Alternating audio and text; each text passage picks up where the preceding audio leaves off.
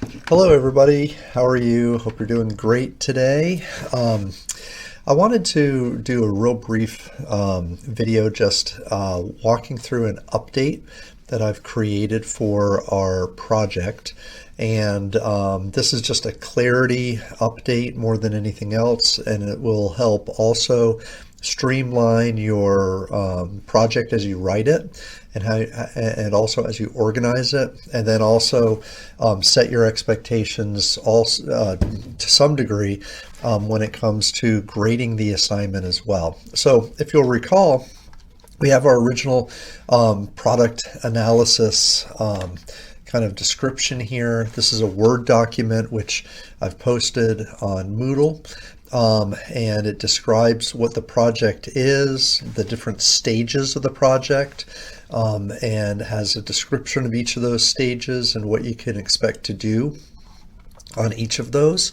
And then finally, as you scroll down, there's an outline, and I've actually added some pieces to this outline, which again, this can serve as your template for when you're constructing and writing your project. Again, I've said this many times.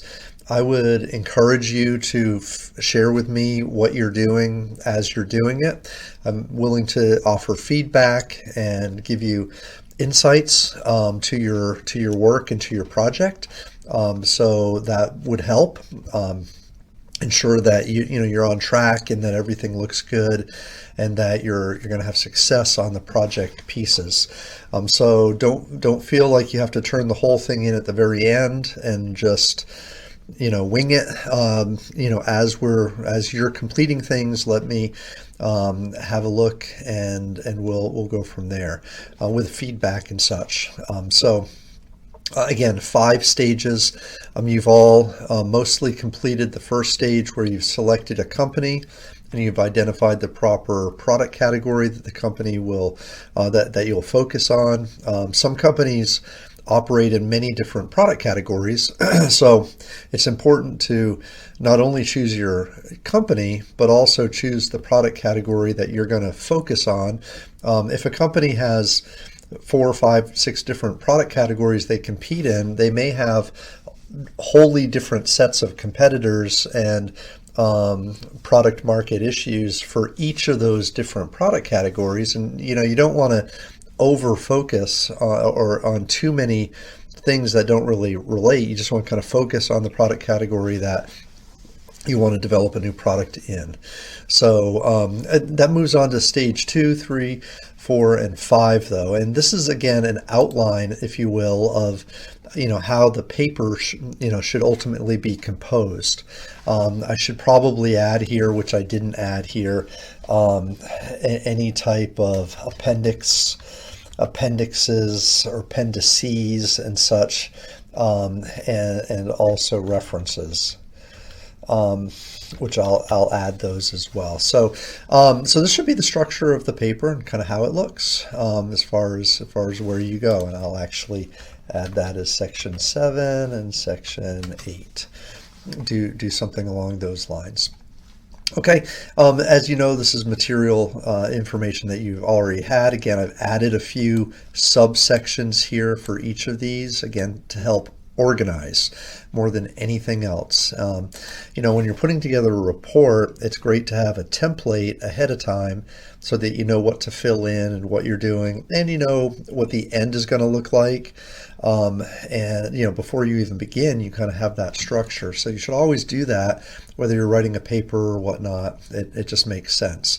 Now, what I've also done is, if you scroll down this document, I've added some additional thoughts on, when I'm reading these sections, what I'm going to be looking for in particular. So in stage 2, you know that's an industry, a product category, or an industry situational analysis, and also a market analysis. And so these areas here are those subcategories or subtopics that are now in the outline. But you can kind of get a feel for what we're looking for in each of these sections. Please note, stages 2, 3, 4, and 5 are where the points are in the project. So I'm going to be grading each of these sections, stages, if you will. There are 4 of these stages that each 100 points each, so 25% of the project will be contained in each of the stages 2, 3, 4, and 5. Okay, so again, as you're writing your paper, use the outline. As you're writing the paper, look at these key elements. These are the things I'm going to be looking for, that you incorporate strategy from marketing strategy, that you think through the process, that there's synergy between stages. If you talk about competitors in stage 2, I sure hope that later on in stage 4, when you're talking about the product and the product development, that you address some of the key elements on competition. How will this new product, for instance, position your company to compete with the competitors who already exist and who are out there? That would be a good thing to tie in there and kind of explain some of the justification for the new product that happens here. So in fact, there's a section here, identify likely competitive responses in this area, again, under key elements. So the new things that you're going to see here, a little bit more description for each stage, which you should be comfortable with anyways, but then these key elements, and they correspond with that updated outline for the project. Okay, so this document is, again, in Moodle. It's available for you.